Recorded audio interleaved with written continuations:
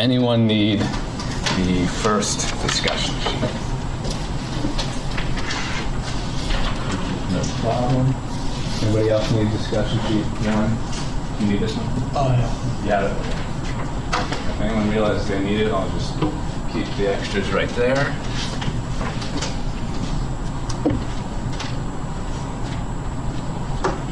And, did anyone check their email within the last, 20 to 24 hours and not get an email from me?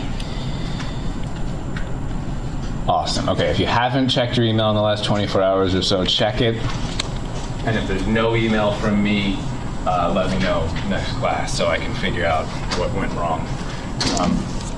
Because I attempted to send an email to all of my students yesterday. I can't remember exactly what time I sent it, but... All right. So we've talked already about some good reasons and some bad reasons to study comparative religion, what to do, what to avoid perhaps in undertaking this study. Quick review. I like to, when there's time, quickly recap what has been said in a previous class. Just I won't bore you by droning on about everything I've already said, but just really quickly there in case you need to flesh out your notes a bit. Good reasons: promote peace, dialogue, and understanding. Grow from the wisdom contained in each religion. To learn about the great overlap between religious teachings. And maybe this doesn't have to be your reason for studying it, but it's certainly a legitimate reason to study comparative religion. And finally, of course, the most obvious one, to help choose one.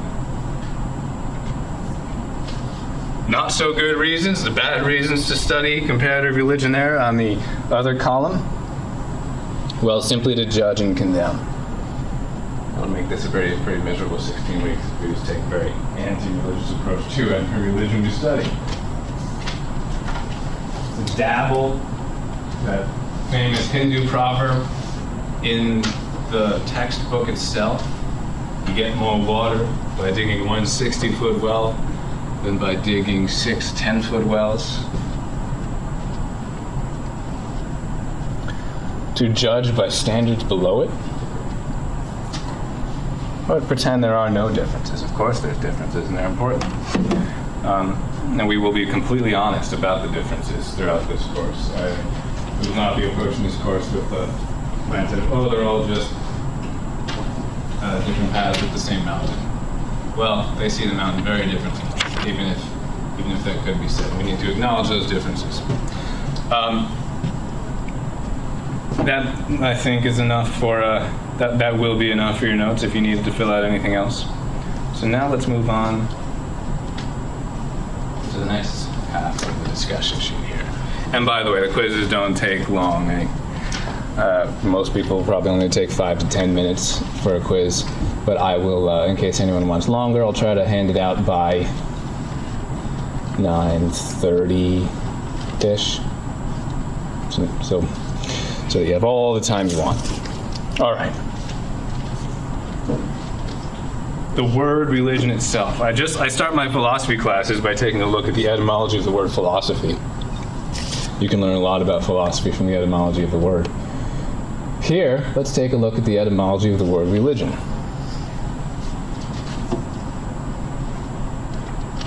Religion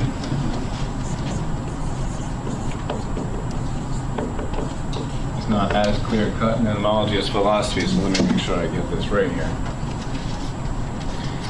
Comes from the Latin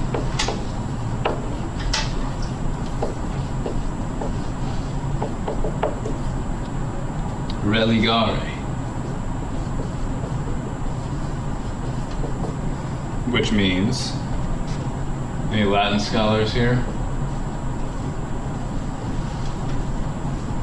It's okay. To bind. I want to be completely honest about that etymology of the word from the very beginning.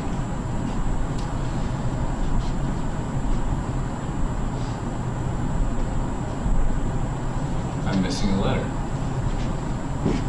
I do that all the time, by the way. I'll never be offended if you call me out for missing letters here and there. Religare, not religare.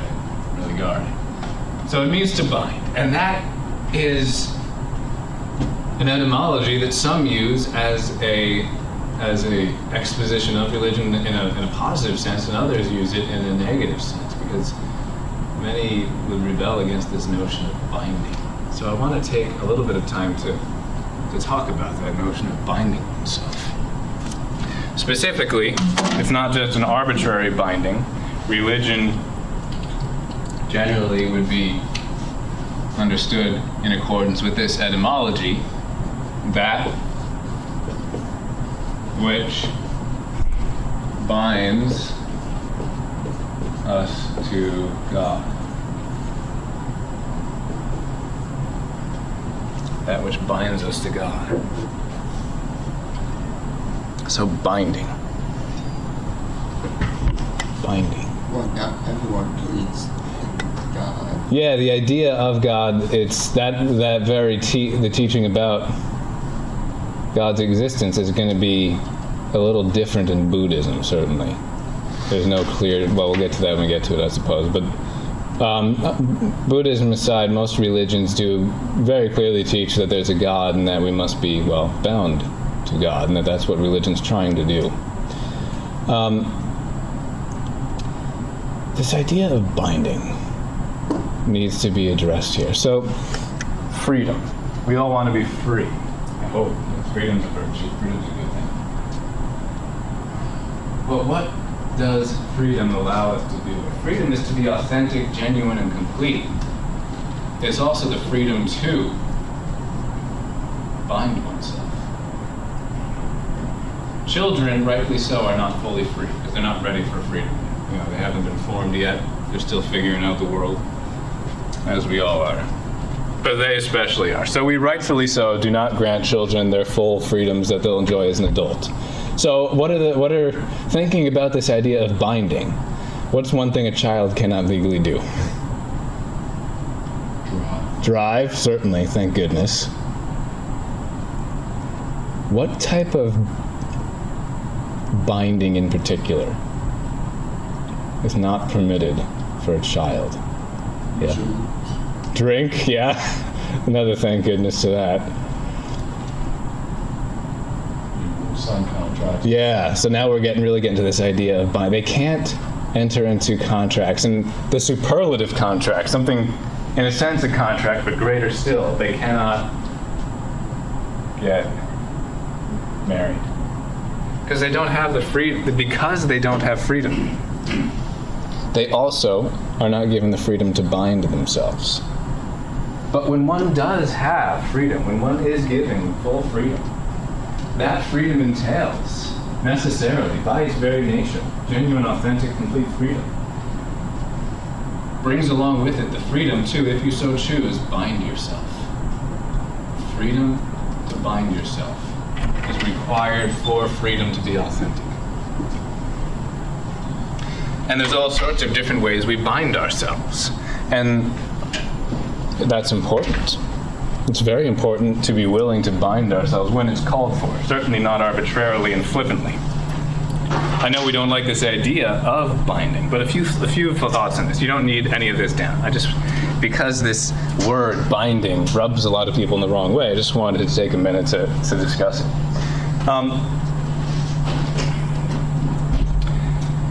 Because you hear it said a lot. I'm very spiritual, but I just hate religion.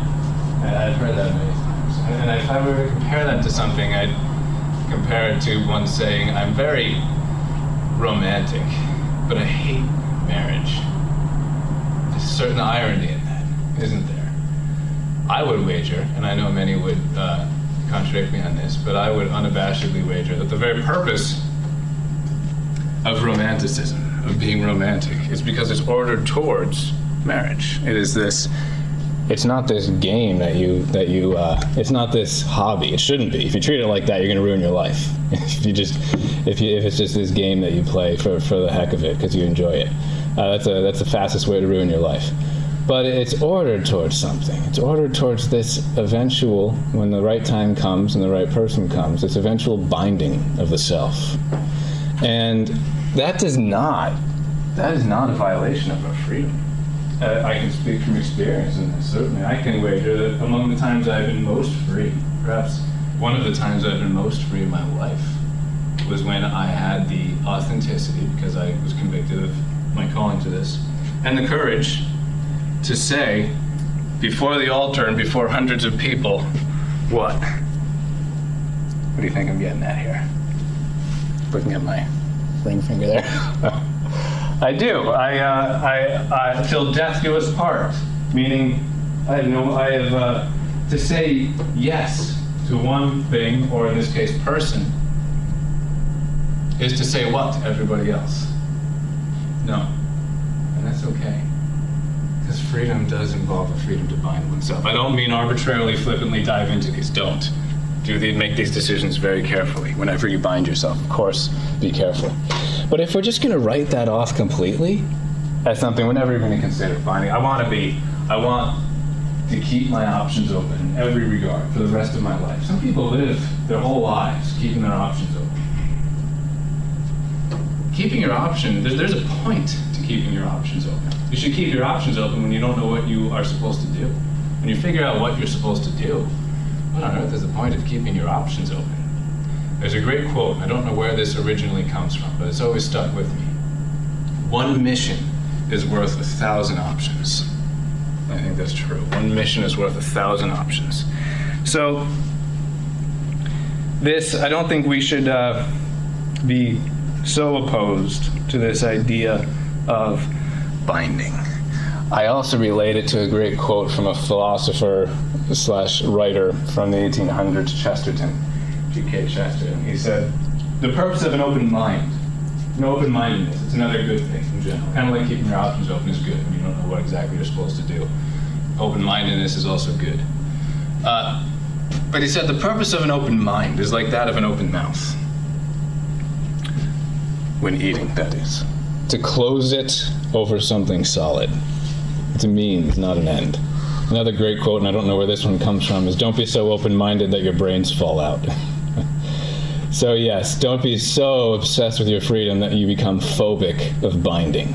Much of, perhaps all of the most important things in our lives, come from the courage and the authenticity to bind ourselves when it is so called for. When it's so called for. Which necessarily removes some of our options. But there's more to life, again, than simply keeping one's options open forever. All right, so there's just my little encouragement to not be too opposed to the idea of binding. We are most free when we sacrifice some aspects of our freedom for something greater still. Okay, religion. You might be wondering what's going on with that table below. Excess and defect. In some contexts, in some philosophical contexts maybe, religion would be considered one of the virtues. And again, I know that's something controversial in itself, but let's run with that for a minute and see what that implies. Because Aristotle would say that every virtue has its corresponding defect and excess.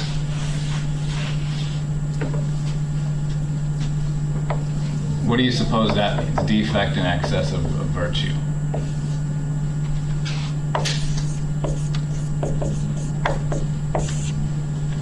Like the virtue of courage has a defect and an excess. What would the defect of courage be? Like if you don't have enough of it. Yeah, so if you're a coward, exactly. What would an excess of courage be? You'd be guilty of recklessness. So courage can be seen, and this is kind of a misleading way of looking at virtue sometimes, because you can't actually be too courageous. The point is, the defect and the excess are perversions of the virtue. We should all have courage in its fullness. We should be ready to sacrifice anything, even our lives, if the situation calls for it. Problem with that? Well, look, we all should have aspects of doing this on our own, certainly. But if you only do it on your own, if you want nothing to do with organization and religion and other people and buildings and getting together and common beliefs, all those things involved in religions, you are basically reinventing the wheel. You might think you're having original ideas, but I hate to break it to you, you're not. Every person alive for thousands and thousands of years has considered these questions very deeply. Whatever conclusions you think you're coming to, they're not new. They've been thought about millions of times before. And throughout these ages, throughout this time, the organized religions out there, they're all somewhat imperfect, of course. Everything human is, everything that involves humans is. But they've had time to, as a community, refine these ideas, further them, stand on the shoulders of giants, as it said. You can always stand on the shoulders of giants, or you can, is that a common phrase, still reinventing the wheel? Do you know what I mean when I say that? Okay, so that's still used, good.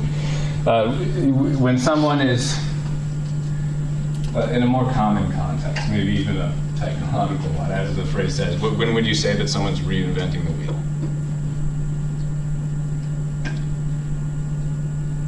I mean, I don't know, let's say a mundane example. Let's say you want to get you have a message you want to get out there on the internet, and you like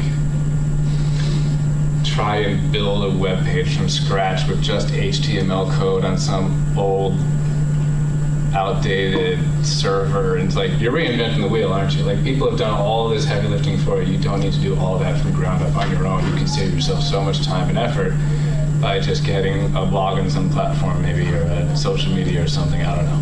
You're reinventing the wheel if you do that all for yourself from ground up. Well, the same happens with, these are hard questions. Many questions in religion and philosophy overlap. They approach the questions differently, of course, with different methodologies. These are incredibly difficult questions.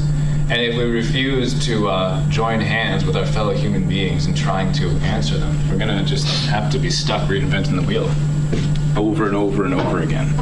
So what comes from that? Well, there is inevitably much confusion and lack of clarity.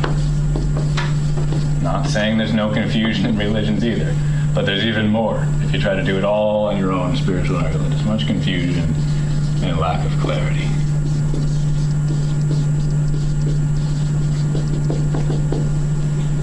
Okay. What does religion considered as a virtue involve? Well, pursue virtues, individual virtues. I know we're talking about religion as a virtue here, but if we add the more common virtues in other words, the moral virtues, religion tells us to pursue virtues, which is also referred to as holiness. And it helps you to understand what those virtues are. It helps you to pursue them with greater success even, I dare say. Pursue virtues, believe blank. The virtues, by the way, are going to have much more overlap than the creeds. The moral law has an incredible consensus to it across religions. Sure, there's differences, but mostly it's a similarity. Believe blank, insert, creed here. This is called orthodoxy of a given religion. And then we have worship blank. The worship also varies a lot from religion to religion. This would be called orthopraxy, right practice.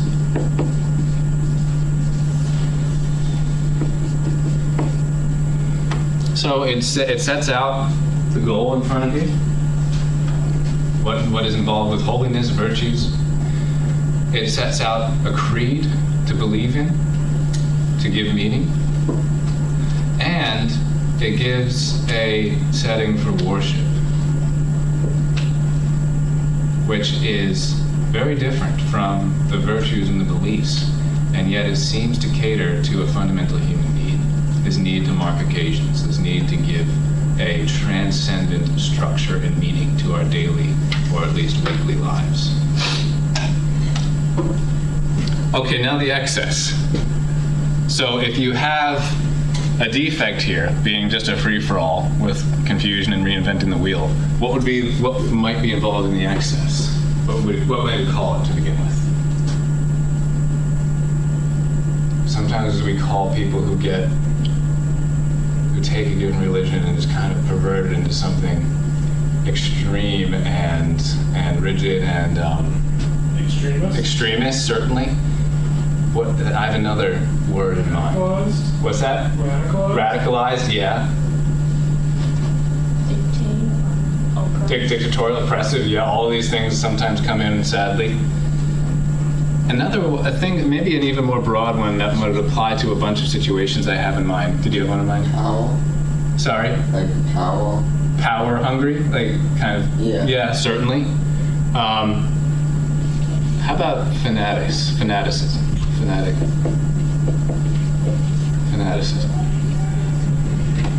Now remember what I said about courage. Strictly speaking, you shouldn't call someone too courageous, because we should be completely courageous.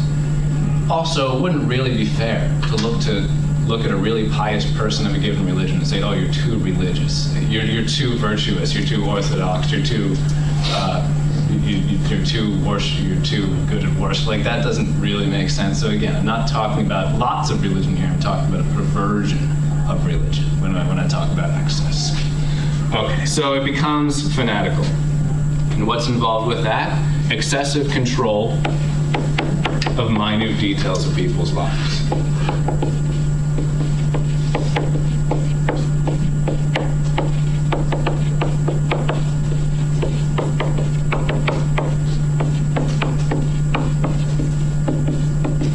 Sometimes this excess, this perversion of fanaticism, becomes kind of centralized around a given small group, and we call that group a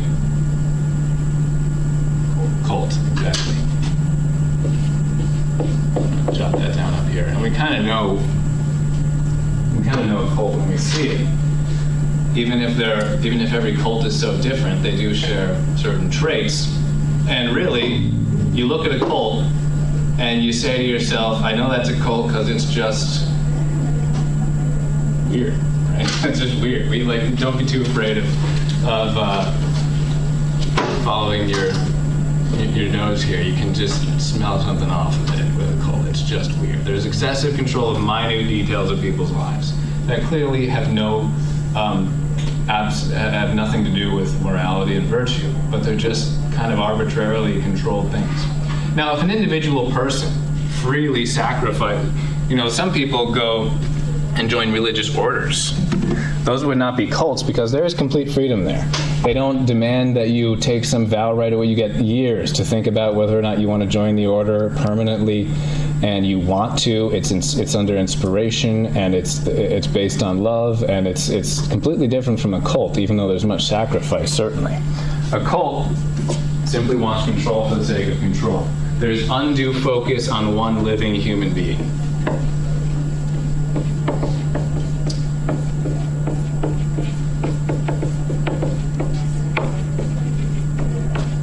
Who is probably as they say, control freak.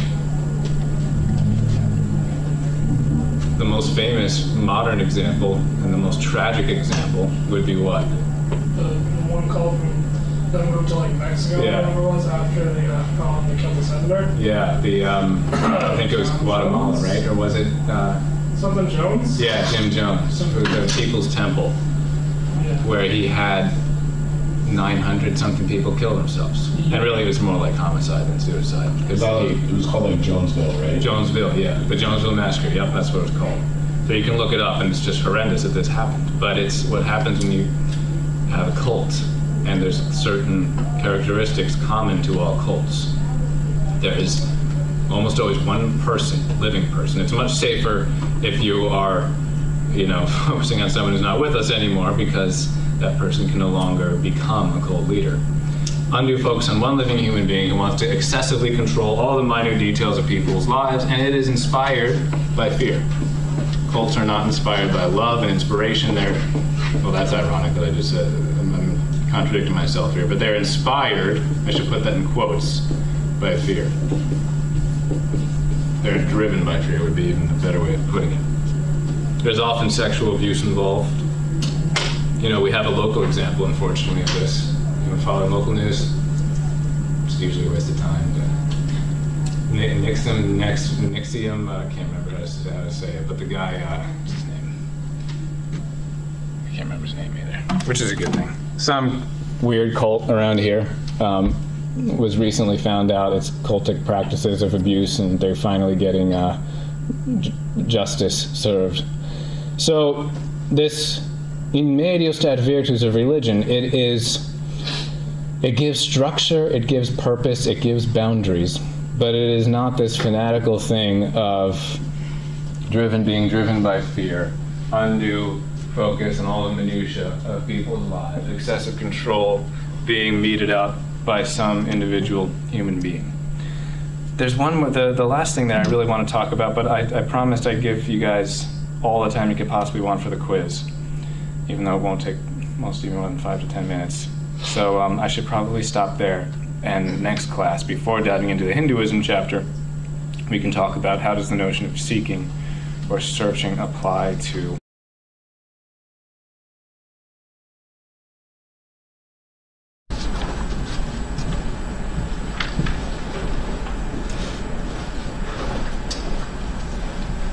All right, so today we're going to polish off discussion sheet 1, our intro to the study of comparative religion, and we'll move on to our first official unit, Hinduism. Who else needs the, I'll hand back some quizzes before we leave as well. Who else needs or does anyone need the intro to comparative religion discussion sheet? Got plenty of extras. If your dog ate it, that's fine. Add another one here. Put them right here. Anyone realizes they need it.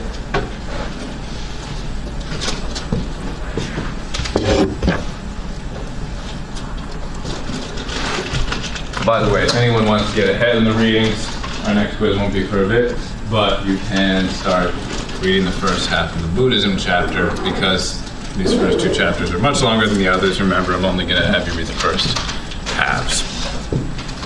Okay. We talked last class, we finished with that second table down there, speaking of religion in the Aristotelian sense as a virtue with an excess and a defect, and medio stat virtus, in the middle as a virtue. And I'll just once more give my qualification now that I did then. This does not mean that virtues are simply these lukewarm, middle ground compromises between opposite extreme vices. Far from it. A courageous person is not someone who simply acts halfway between cowardice and recklessness. A courageous person is someone who looks at the situation reasonably and is willing to take any risk and undergo any pain if the situation calls for it. We all know what a coward is. A reckless person, on the other hand, would take stupid risks that are not actually called for by the circumstances, which we see all the time in the world today with those taking absurd risks just to get a little bit of notoriety on social media, maybe. Anyway, so with religion as the golden mean there between, we had the free-for-all on the one hand, kind of just spiritual but anti-religious. We talked about some various analogies to understand that. There's little progress. One is reinventing the wheel we had down. There is not a reliable community if one does not have a common creed, and so on and so forth. But on the opposite extreme, we have fanaticism, the perversion of excess of this virtue of religion, where we have excessive control of the minute details of one's life. We have undue focus on one living human being.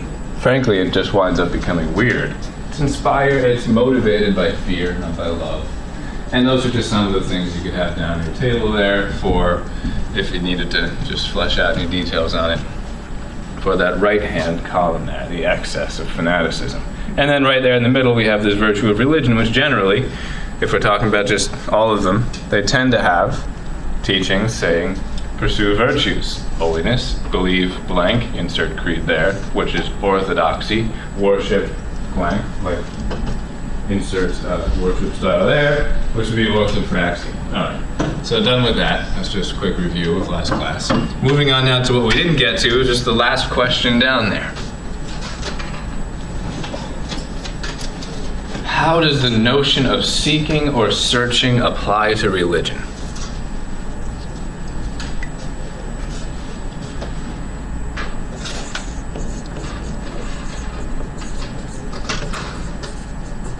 I'm going to put two 3-word phrases on the board here. We're going to analyze both. And they share the same exact words, but there's a different order.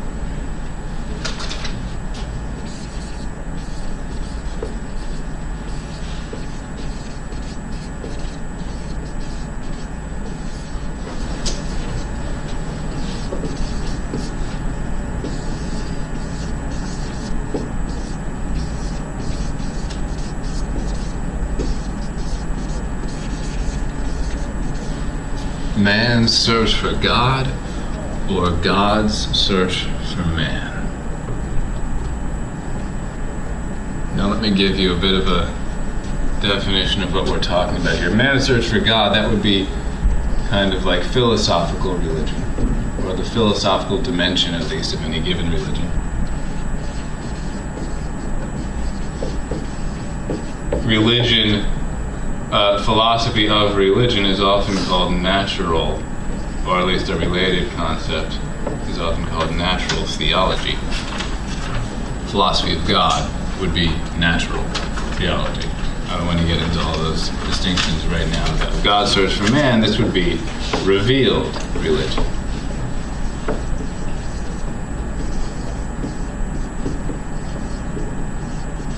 Most individual religions have components of both. We have some exceptions, certainly. A strict deism. I don't know if anyone's ever heard of deism, but deism would be a religious outlook that believes in God, but does not believe that God is active in the world. That God set the world in motion at the beginning, and that's it. We're now stuck with just our reason alone, trying to figure things out. Deism. So deism would not have any consideration of this second component here. But almost every religion has both components. Now, the differences between them aside, there is, of course, one aspect of each such thing that is identical in both. The words are the same, but the placement, the middle term, is the same. This idea of searching or seeking. Whichever way we look at it, whichever way we look at this concept of religion, God's search for man and man's search for God, that word search there, the middle term, is still exactly in the same place for both, because we have this idea of religion as essentially searching and seeking. And that speaks to the nature of all religions, or most at least. Seeking and searching. Now, is anyone here searching for his right hand? Or is anyone here searching for this classroom? No one in it. Maybe some people not in it now are. But is anyone here let me actually change it up. Is anyone here searching for the answer to 2 + 2? Is anyone searching for that? No one's searching for that. Why not? Why are you not searching for that? It's too obvious to search for. Yeah, it's right. Like, no one in his right mind could doubt what 2 + 2. You already know everything there is to know about 2 + 2. I'm pretty sure of that. You don't have to be a mathematician to know everything there is to know about 2 + 2. There's no ambiguity. Yeah. Implying like search, like how much do we actually need? How much? How much like practice actually we need in religion? Yeah, how much? Well, that's different. Religions will have different stances on, and just how much we should do this searching.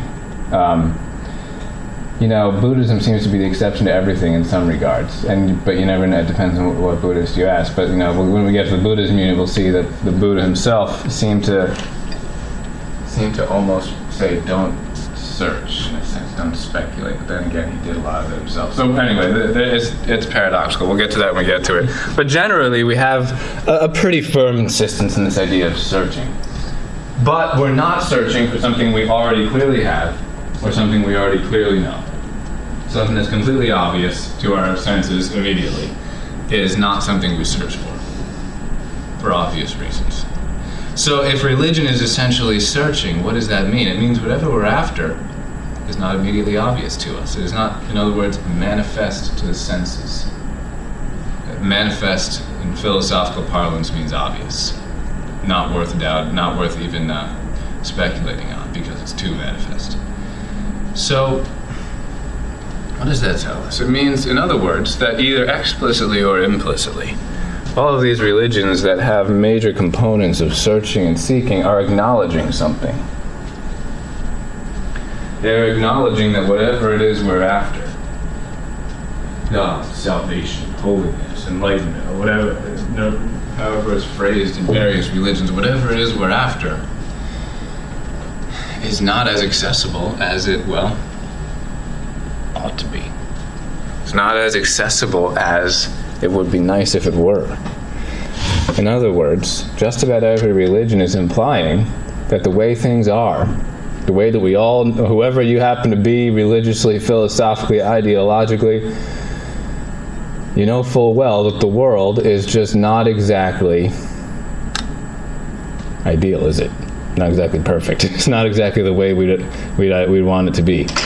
Truth is not always obvious to us. No one's perfect. No one's perfect, that's for sure. No individual is perfect, and the world itself also isn't. And the answers to the most important questions are not obvious to us. We have to search for them and seek them. Only the person who found the religion is the perfect. So we've got this need to search, and we wouldn't need to search if what we were after were already in front of us. Okay, so how to comprehend this? Well, although it's quite although the details are different from religion to religion, most of them have some sort of a teaching that the way the world is now, and has been for all recorded history, is not the way what? It was before. Exactly. The way the world is now is not how it was in the beginning, and it's not ultimately how it's meant to be. We're in this we're in the twilight zone right now. Have been for thousands of years. But the world is in a twilight zone now. It does not know God intuitively and naturally and obviously and manifestly. So religion tries to aid in that search. Whichever path it's taking, it's still a search. The most common teaching on this, and the one that is the same in 3 different main religions that we'll go over, although not until the second half of this semester, is what? The world originally was, this is the teaching of Judaism, Islam, and Christianity. So that's over half the world right there. It's perfect. Yeah, it's perfect. It was exactly as God intended it to be. There was no suffering, there was no sin, there was no death, there was no error. Man knew God intuitively, naturally, spoke with him, walked with him. Didn't have this need to search. There was no mystery. There was no enigma. And then what? Why isn't so? It's not. It's obviously not like that now. I don't suppose anyone denies that it's not like that now. Maybe the most brainless idealist would say things are already perfect. I don't know if anyone who argues that, though. Pretty obvious things aren't exactly perfect right now. And then there was a fall. Now, that's in Judaism, Christianity, and Islam, the fall is described as the eating of the forbidden fruit.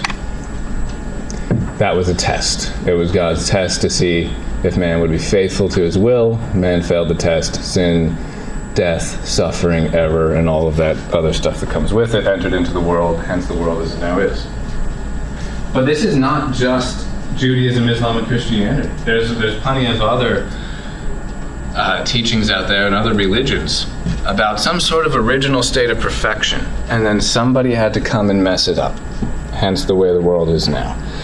Greek mythology. It was not an apple. It wasn't a fruit. It was a Box. A box. Whose box? Pandora's box. She wasn't supposed to open that box. She did, and all the problems entered into the world. There's not a very clear teaching on this in Hinduism and Buddhism's main holy books, but there are many traditions within Hinduism and Buddhism that speak of something like this. How about anyone know Egyptian mythology's account of this? The world was perfect in the beginning in Egyptian mythology, and then there was rebellion against the sun god, Ra, I think. Yeah, Ra. And all these problems enter the world as a result of that. So there's, there's certainly others, but this idea of, we can have a couple things. All religions deal with mystery.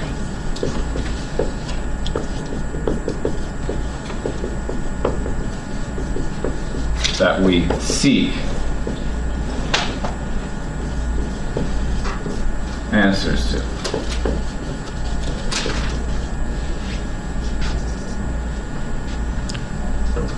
Most teach that it was perfect. Excuse me. Most teach that everything was originally perfect.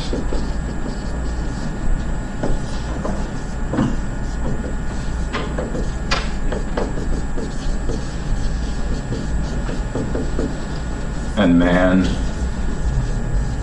fell. Hence the world as we know it today. So, the world is not the way it's supposed to be, according to most religions, but there are remedies.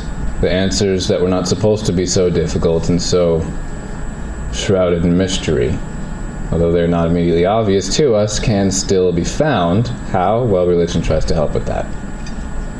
So, ironically, we can almost, religions don't exactly say this specifically, explicitly, but ironically, one can glean from what is implied in these teachings that every religion is basically admitting it shouldn't have to exist. There shouldn't have to be the need to search. We do need help now because there is this search. But in the perfect world, we wouldn't need this aid, as it was in the beginning, as it was originally. Okay. So we're searching. Buddhism does have a clear teaching on the world as having a dislocation. We'll get to that. We'll get to that later. But even Buddhism, which is usually the hardest to figure out what the teachings are in, is admitting there is some sort of a dislocation in the world. All right, so now we're ready to dive into our first real major unit here. Just file this away.